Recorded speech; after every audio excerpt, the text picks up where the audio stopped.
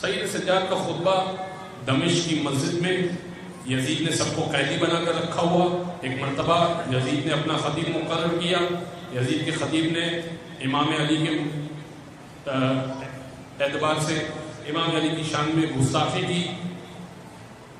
معاویہ اور آل ابی سفیان کے فضائل پڑھے اور امام علی اور امام حسین کے ساتھ بدتمیزی کی، ان کے شان میں بدتمیزی کی.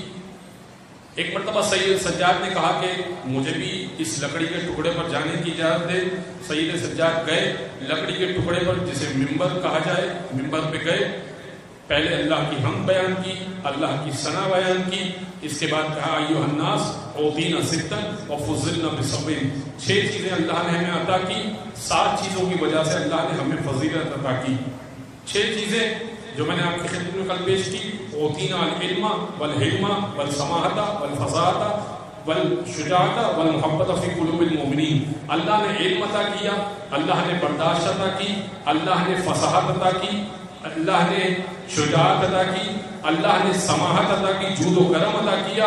والمحبۃ فی قلوب المؤمنین، اور مومنین کے دل میں ہماری محبت کو رکھا.